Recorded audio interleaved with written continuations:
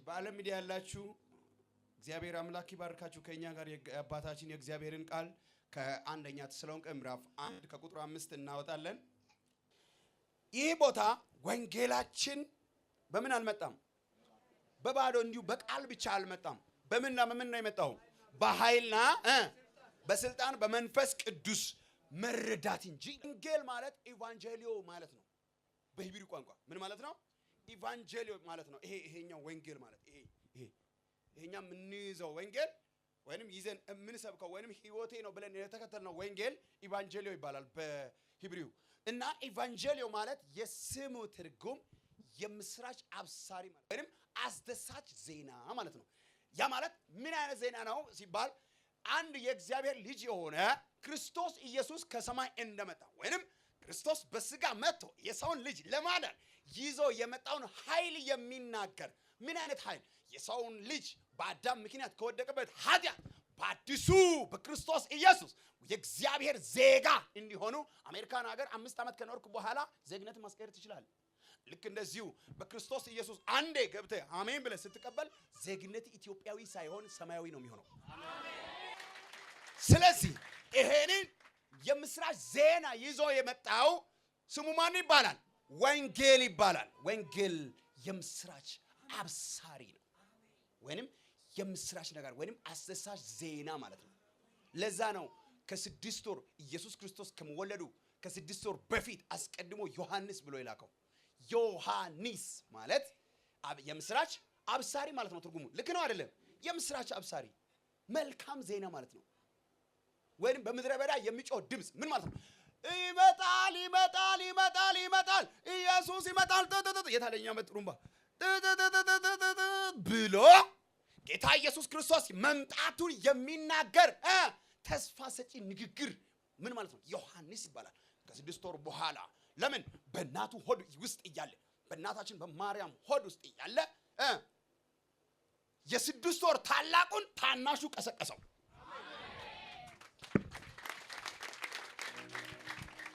በእድሜ ዮሐንስ ይበልጧል። በስንት ወር?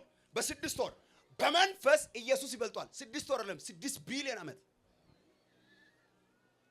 ይሄ ጌታ ነው ወንጌል ብሎ የመጣው። እና ሁለተኛ አለ በኃይል የሚል ቃል አለ ደግሞ። ኢየሱስ ክርስቶስ ይሄን ወንጌል ይዞ የመጣው በኃይል ነው። በኃይል ነው። እስቲ አንተ ጮህ በኃይል ነው ይበል። ኃይል ማለት በአማርኛ ኃይል ነው ራሱ። በእንግሊዘኛ ፓወር ነው። በሂብሪው ደግሞ ዱናሚስ ነው። ሶስቱም ቃል ተጣምሮ አንድ ሌላ ትርጉም ይሰጣሉ። ምን? ስልጣን የሚል ቃል ይሰጣሉ። ኃይል በሌላ ቋንቋ ገፍትሮ መጣል ሳይሆን ስልጣን ነው። አውቶሪቲ ነው። ስልጣን ነው። ምን አይነት ስልጣን? በነገር ሁሉ ላይ ረግጦ የመቆም ስልጣን ወይንም ማንኛውም አይነት ኃይል ላይ የመንገስ። ጌታችን ኢየሱስ ክርስቶስ ሲመጣ የጌቶች ጌታ ተባለ እንጂ ከጌቶች ስር ይማራል አልተባለም። የ33 ዓመት ወጣት የአይሁድ ጎረምሳ ነውና እስራኤል ሀገር አይሁድ ሀገር ገሊላ ሀገር ቁጭ ይበል አልተባለም። ዓለምን ሁሉ ነው በ3 ዓመት ያደረሰው። ምንን? ወንጌልን። አቤት የኔ ጌታ ጌታችን ኢየሱስ ክርስቶስ አንድ ቀን ከባድ ንግግር ስሙ። እቺን ንግግር ስሙ። ከበለስ በታች ቁጭ ብለ አቃለው አይደለም እዚህ አንተ እዚህ ትገረማለህ። እኔ አንተ ከበለስ በታች እያለ አቃለው አለው። ማንን? እስቲ ናትናኤልን በለው። ናትናኤልን ከበለስ በታች ቁጭ ብለ አያለው አቃለው። አንተ እንዴት ስሜን አወኩ ብለ ትገረማለህ ብሎ ማን? ኢየሱስ ለናትናኤል ሲያወራ ምን ማለት እንደሆነ ታውቃለህ? በእስራኤል ወግ ላይ ብዙ ጊዜ መጽሐፍ ቅዱስን ያነባሉ። አንድ ዛፍ በለስ አለ። በለስ ትልቅ ዛፍ ነው። እዛ ዛፍ ስር አይሁዳውያን ተሰብስበው ሁሌ መጽሐፍ ያነባሉ። ሲያነቡ በኢያሱ መጽሐፍ ላይ ኢያሱ አቤት ይህን አንተ አጠገብ ያለውን ቃል ምን አድርግ? አሰላስል የሚል ቃል አለ። እውነት ውሸት? አሰላስል የሚል ቃል አለ። አሰላስል የሚለውን ቃል ማን ያነባል? ማን? ናትናኤል በብሉይ ኪዳን ላይ የት ጋር ሆኖ በለስ በታች ቁጭ ብሎ የማንን መጽሐፍ ያነባል? የያዕቆብን መጽሐፍ። ያዕቆብ በሎዛ በረሃ ላይ ተኝቶ ተንተርስሶ መልአክ ወደ ላይና ወደ ታች ሲወርዱ በመስላል አየ አይደል እንዴ? ያንን እያነበበ ነበርና አሃ ኢየሱስ ክርስቶስ በአዲስ ኪዳን መጣና ናትናኤል ናቲ አቤት አቤት አንተ ያን ቀን እኮ ከዛ ከነዛ ከአይሁድ ሰዎች ጋር ቁጭ ብለህ መጽሐፍ ስታነብ አይቻለሁ አለው። መጽሐፍ ቅዱስን ሳነብ ሳጠናም አይተሃል? አዎ። ዋው አንተ ጌታ ነህ አለው። ከዛስ ገና የሰው ልጅ በመላእክቶች ላይ ሲወርድና ሲወጣ ታያለህ፣ ገና ከዚህ የሚበልጥ ነገር ታያለህ ብሎ ቅሮት ሄደ። ለካ የኛ ኢየሱስ በፊትም ስልጣን አለው፣ አሁንም ስልጣን አለው፣ ለወደፊትም ስልጣን አለው።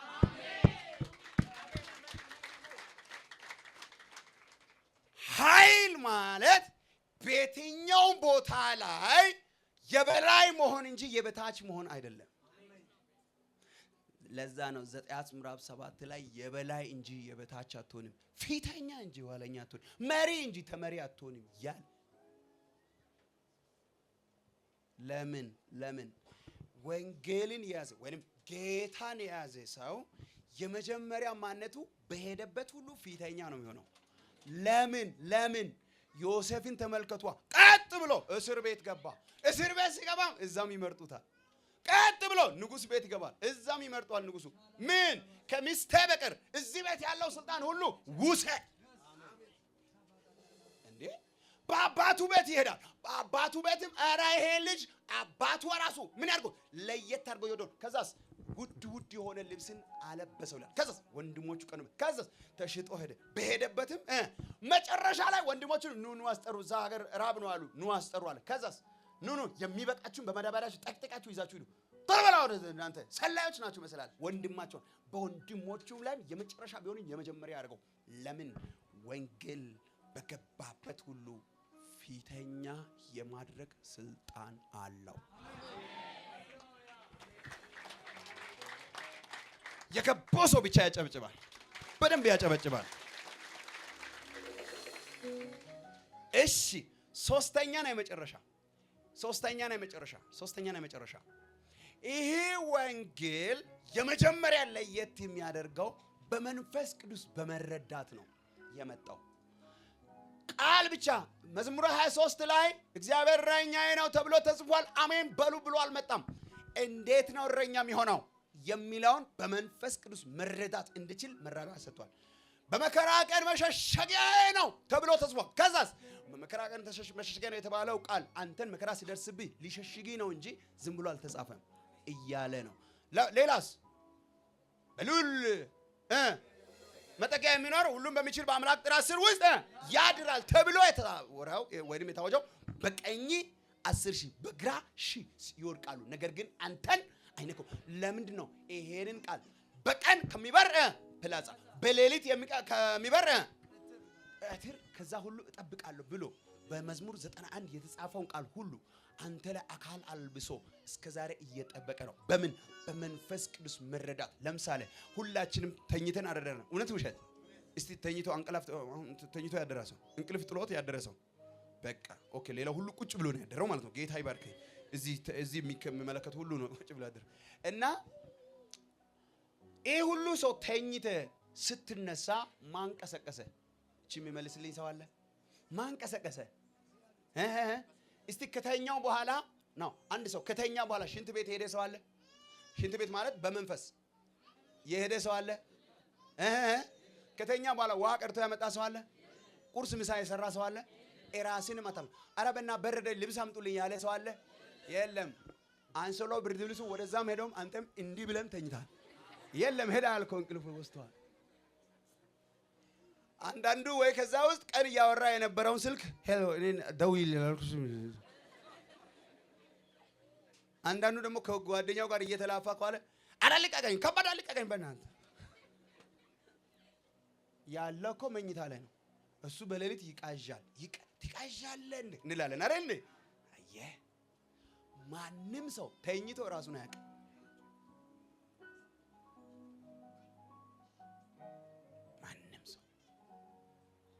በየቀኑ ተኝተን እንድንነቃ ያደረገን በመንፈስ መረዳት። መጽሐፍ እንደዚህ ይላል፣ የሰላምም እንቅልፍ እሰጥሃለሁ ይላል። ከዛስ የሰላም የጣፈጠ የሰላም እንቅልፍ ትተኛለህ ይላል። ከዛስ እኔም ተኛው አንቀላፋው፣ እግዚአብሔር ግን አነቃኝ። ምን ማለት ነው? ይሄ እዚህ ውስጥ ትልቅ ከባድ ነገር አለ። በየማይክሮ እንደውም እሱን ተው። አንድ ግም የት አለ? እሺ ውሃ ይሄ ውሃ ነው አይደል? ሚሪንዳ አይደለም። ይሄው አልጋበዛችኝም። ይሄ ውሃ ነው አይደለ? ይሄ ውሃ ነው። ይሄው ጠጣው። እንዴት ነው ወደ ታች ሊሄድ የቻለው? የምስብ ኃይል አለ። ቱቦ ተተገጠመ ወይ የሆነ ነገር ለየት ያለ አትራክት ወይ ምንድነው ይሄ ግራቪቴሽናል ፎርስ እዚህ አለ። ምንድነው ይሄ ውሃ ወደ ታች እንዲሄድ ያደርገው? ይሄው እንዴት ነው እንዲሄድ የቻለው? ምግቡ አኘከን ላክ ነው። የት ክፍል ነው የገባው? ሄዶ ታች የት ክፍል ነው? የትኛው ክፍል ነው የገባው? እሺ ዳይጀስት ከሆነ በኋላ የተኛው ወደ የተኛው ሄደ። እኛ የምናውቀው ነገር አለ። እሺ ጥርስ አደገኛ ጥርስ ነው አይደለ? አጥንት ካገኘ የሚቆረጥ ማለት ግን እርስ በርስ እቺን የምታክል ትንሽ ምላስ አለች በማለት አልቆረጣለም። እንዴት አልቆረጣትም? ተገርሞ የማያውቅ ሰው የለም ወይ? መጽሐፍ እንደዚህ ይላል መዝሙረ ዳዊት እዛው ላይ ግሩምና ድንቅ ሆኜ ተፈጥሬያለሁ አለ። እንዴት? ይሄን በመንፈስ ካልተረዳሁ ከባድ ነው። እብድ ነው የሚያደርገኝ።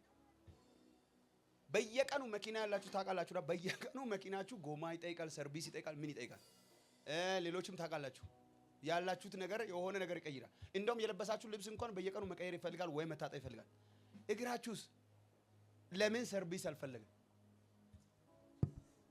ለምን አልፈለገም? መልሱልኝ። እግር ቀጥ ብለ እንደዚህ ቆመናል አይደል? ለምን እንዲህ ብሎ አይሄድም? እንዲህ ብሎ ወደ ኋላ እንዲመጣ የቱ ጋ ነው ስፕሪንግ ሹቦ የተገጠመው? ከአእምሮ በላይ ነው። ከአእምሮ በላይ ነው። ይሄ ትልቅ እጅ ነው። ይኸውላችሁ እዚህ ቆመ እንኳን ጫፍ ደርሷል። እንዴት ነው ወደዚህ ወዲና ወዲህ ሊጫወት የቱ ጋ ነው ብሎ ነው የተገጠመው? የሚያሽከረክር ብሎ ወይም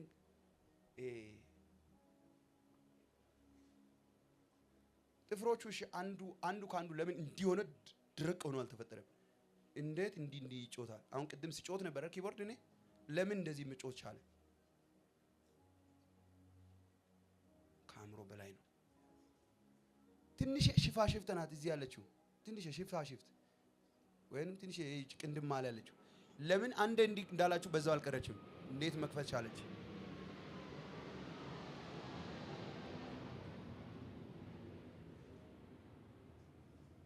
ወገኖቼ መንፈስ ቅዱስ ለነዚህ ሁሉ እንዲንቀሳቀሱ ክፍልን ምን ሰጠ? ዕውቀት ሰጠ። የምን የመንፈስ ቅዱስ መረዳት። እነዚህ ሶስቱ ከአእምሮ በላይ ናቸው። መንፈስ ቅዱስ ለነዚህ ሁሉ እንዴት ሕግጋትን ሰጣቸው? እንዴት ከአእምሮ በላይ ነው። እዚህም ዓለም ሜዳ ያላችሁ መልሱልኝ እስቲ። እንዴት በየቀኑ መተኛት ቻልክ? በየቀኑ መነሳት ቻልክ? የተነፈስከው ኦክሲጅንስ በአንድ ማይክሮ ሰከንድ ተደምሮ በቀን አንተ የተነፈስከው ብዙ ሚሊዮን ነው የሚመጣው። ኦክሲጅን ውስጥ ያሉትን ሰዎች ጠይቋቸው። ያንተ ግን እንዴት እስካሁን ድረስ በነፃ ሆነ? ከባድ ነው። ኦክሲጅኑ ስትቀበል እንዴት ነው? ካርቦን ዳይኦክሳይድ ስታወጣ እንዴት ነው? በምንድን ነው የምታውቀው? የሚገባውንም የሚወጣውን አየር እንዴት ነው የምትለየው? እስቲ አይተህ የሚታይ ነገር አለ እንዴ? የለም። እንዴት ነው ላይታይ? ጭስ ለምን አልወጣም ከዚህ ሲል? መኪናችን እንኳን ትንሽዬ ዘይት እንትን ካለው ጭስ ነው የሚሞላው። እንዴት ይሄኛው ጭስ አልወጣም? እንዴት የምናወጣው እንፋሎት እንዴት ወደ ጭስ አልተቀየረም? ሰርቪስ ለምን አላስፈለገውም? እስቲ ከኔ ጋር አንድ ሰው ጮሆ ይሄማ ታምር ነው ይበል። አሁን ወደ ስብከቴ አመጣዋችሁ እናንተ። አሁን እንደዚህ ሶስት ነገር ተናግሬያለሁ። አንደኛ ወንጌል ማለት ኢቫንጀሊዮ የምስራች አብሳሪ ወይንም አሰሳ ዜና ብያለሁ። እሱም በክርስቶስ ኢየሱስ የሚገኝ ጽድቅ ብያለሁ። ሁለተኛ የመጣው በኃይል ወይም በስልጣን ነው ብያለሁ፣ ወይም ዱናሚስ በሚል። ሶስተኛ በመንፈስ ቅዱስ። መንፈስ ቅዱስ ማለት ነውማ ማለት ነው። በሄብሪው ነውማ ማለት ነው። ነውማ ማለት እስትንፋስ ማለት ነው። እስትንፋስ ማለት ነው። ምን ማለት ነው? እሱ ሲተርጎም በአንዴ ሁሉም ቦታ መገኘት የሚችል ማለት ነው። እሺ እነዚህ ሶስቱን እንዴት ነው ማሽ የምናደርገው? እስቲ አንድ ሰው ጮሆ ወንጌል ኃይል አለው በሉ። አሁን የስብከቴ ርዕስ ወንጌል ኃይል አለው የሚል ነው።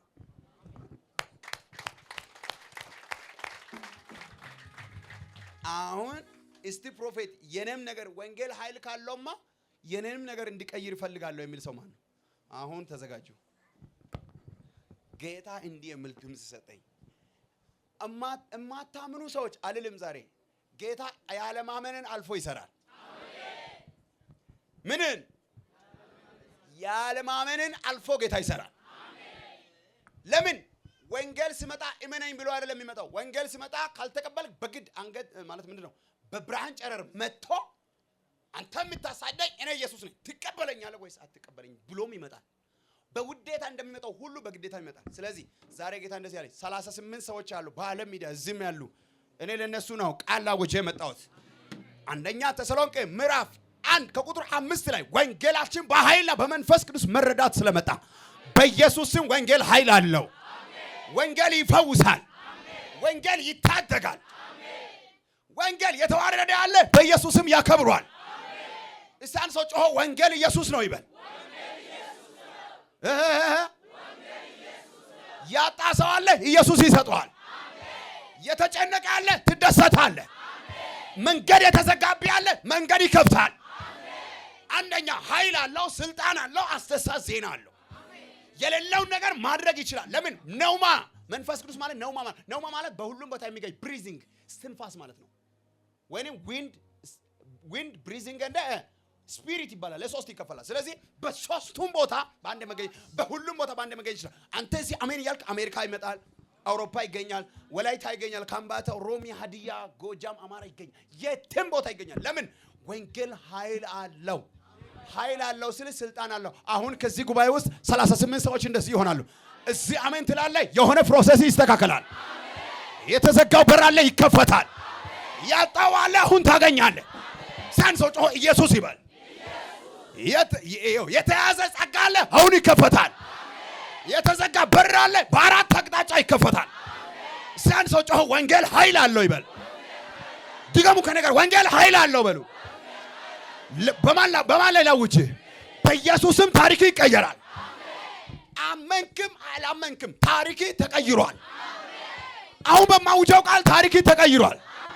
አሜን። ታሪክ ተቀይሯል። ማን ነው ከነገር ጮሆ አሜን የሚል? ከፍ አድርጉ እጆቻችሁን፣ መጽሐፍ ቅዱሶቻችሁን ከፍ አድርጉ። ከነገር ወንጌል ይለውጣል በሉ። ኃይል አለው በሉ። የሞተብህ ያለ አሁን ይነሳል። ነገ ብዬ መቼም አልቀጥርም። ጌታ ለኔ ተናግሮኛል። የ38 ሰዎችን ጉዳይ አሁን እቀሰቅሳለሁ። የሞተብህ ያለ አሁን ይነሳል። ጸጋ ሞቶባል፣ ጸጋዬ አሁን ይነሳል። እኔ በመንፈሴ አይቻለሁ የእሳት ትንታግ ሆኖ የሚነሱ ሰዎችን ብቅ እያሉ እንደ ሜታሞርፊ አየርን የሚቆጣጠሩ አቤት በሉ ከኔ ጋር ሜታሞርፎች በአማርኛ አንበጣዎች አይዞ ትለው እየተባልሽ ትበሪያለሽ። በቅጽበት ክንፍ የሚያበቅሉ ልጆች አሉ እዚህ። ማናቸው? አሜን ካሉ ይሁን። አሜን አሜን ካሉ ይሁን። በጌታ የሚተማመኑ ኃይላቸውን ያድሳሉ፣ በክንፍ ይወጣሉ፣ እንደ ንስርም ይበራሉ።